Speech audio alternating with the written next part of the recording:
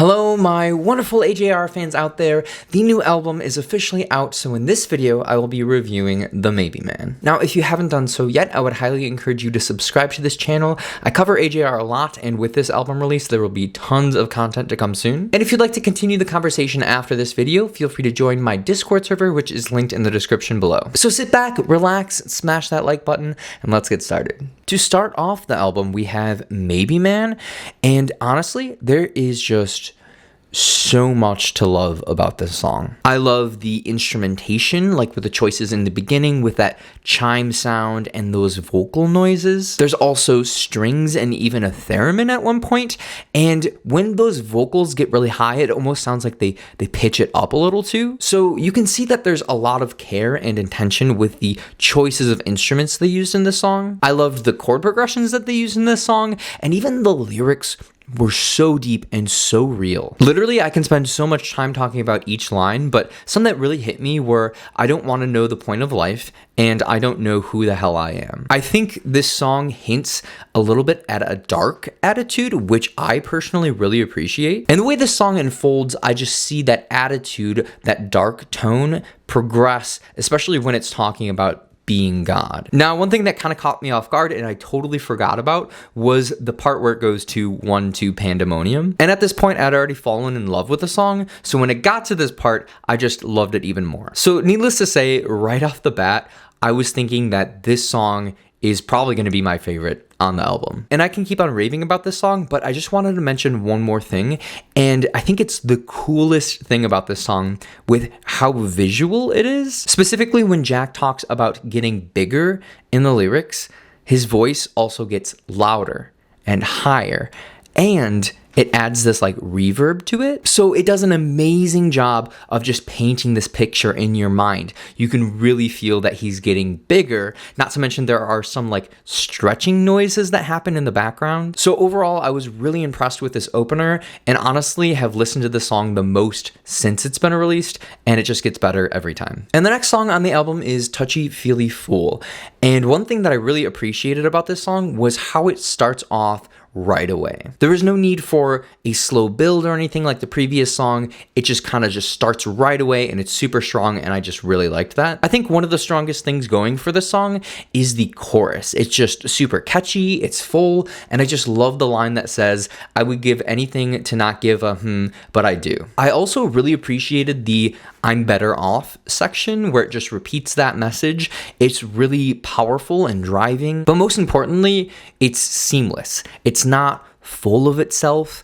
It's just a slight change of pace that adds a lot to the overall flavor of the song. And I didn't know how they were going to end this song, but I think what they did was the right move. I think it was just a great bittersweet bookmark to summarize the entirety that was this awesome song. The next song we had was Yes, I'm a Mess. Now, I talked about this extensively in this previous video, which you can check right here. But just to summarize, I think it had a lot of strengths, including that whistle. I just thought it was super catchy. It also had a lot of catchy melodies in it. The lyrics and attitude were great, and just that ending breakdown was really enjoyable. The only thing that I think it really lacked was dynamics and diversity. It kind of just felt the same level the whole time. And honestly, I just wish the song went on past that breakdown. I think it was so good and it changed the pace. I just wish they built on that a little bit longer to end the song. Now, just one last quick thing about this song. I think it was really funny because the first two songs hit so hard. First being so emotional, and the second one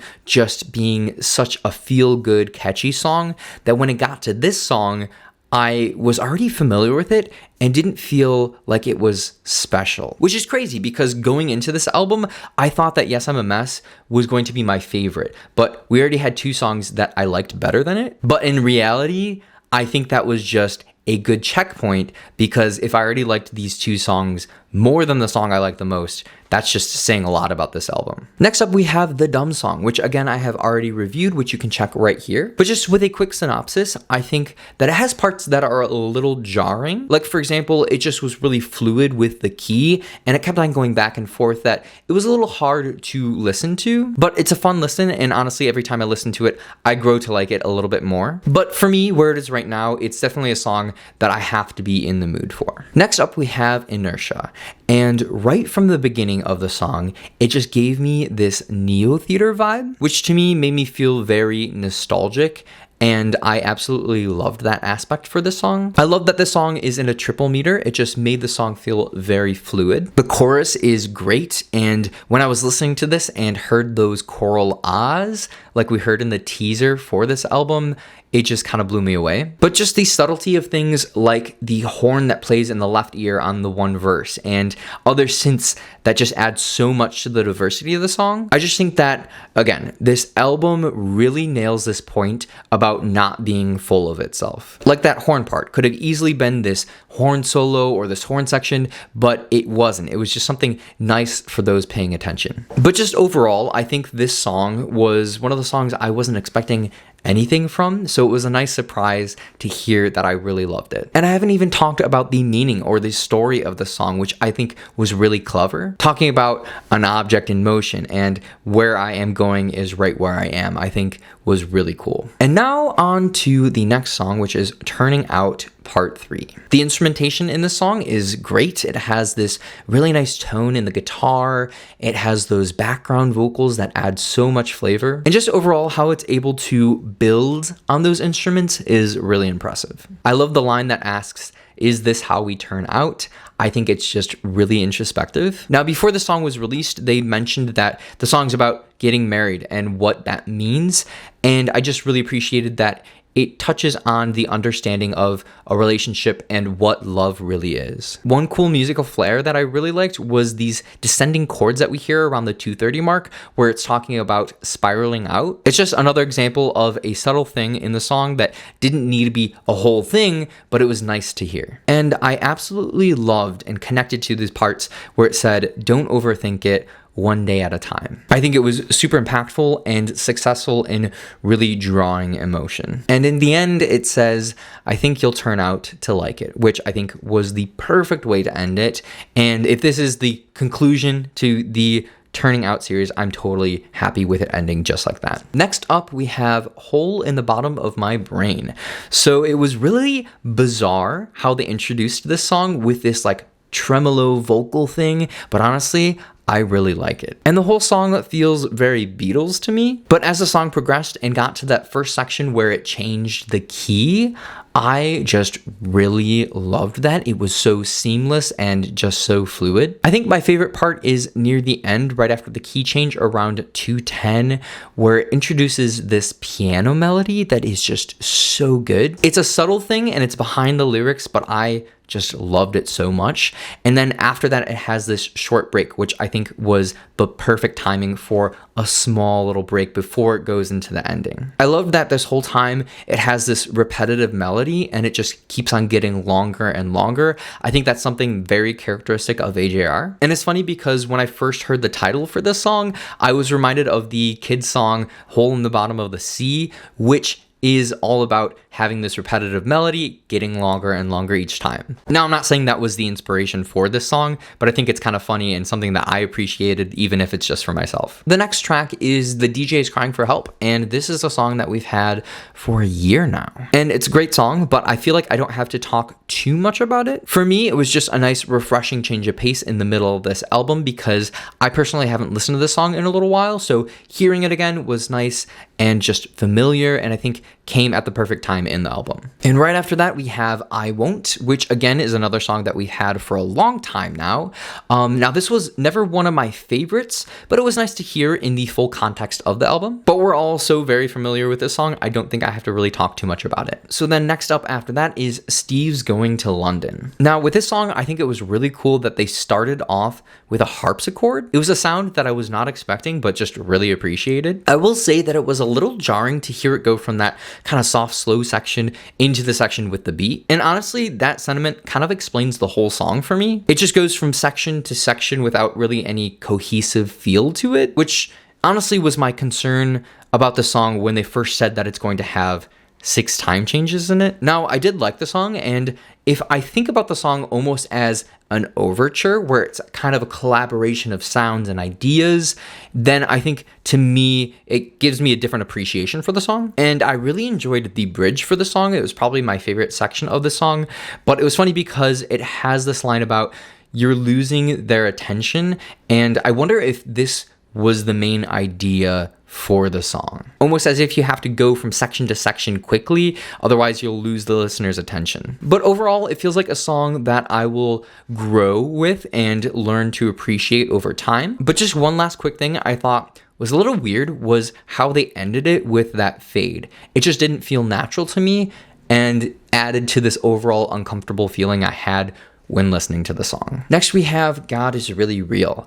This is another song that's been out for a while, and it's one of those songs that I haven't really listened to too much because it's so emotional that I can only handle listening to it once in a while. But it's a great song, and I think as a dedication, it is perfect, and its points really do come across. But just one last quick thing about the song, I'm glad that they made it and have it on this album, because I could imagine finishing it would have been really difficult for them, but they did, and I'm sure a lot of people appreciate that. And to conclude the album, we have 2085. Now, I'm just a sucker for that vocal effect that they use at the beginning with that old-timey feel, and just the overall feel for the song. I just really enjoy that rhythm. It's a song that feels authentic and just really aware of itself in a fun way. And when it gets to the chorus, it just feels so warm and understanding, especially when it has those crowd vocals. And then halfway through the song, it gets to that section with the triple meter,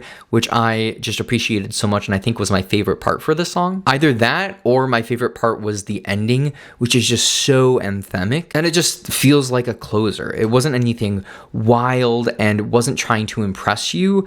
It was just fitting to be the end of the album. And it was great because it leaves you with a specific message: don't take forever, which serves as a kind reminder to live your life because it doesn't last forever. So yeah, just overall with this song, I just appreciate that this album ends with a message like that, and it made me think that having God Is Really Real right before that was super intentional leading into this song. So now before I go, I would like to give you my overall thoughts on the album. I think my favorite song, which surprised me so much, was Maybe Man. I will say though that after listening to this album, the song that was just stuck in my head on repeat was Touchy Feely Fool. And that could have been because I was already familiar with the song ahead of time, but it's just a really catchy song, so I like that one too. But the thing that shocked me the most about this album was the songs that were not released kind of outshined the singles, which personally is like the way to go. Because if you release these singles that are great and you have this album that's even better,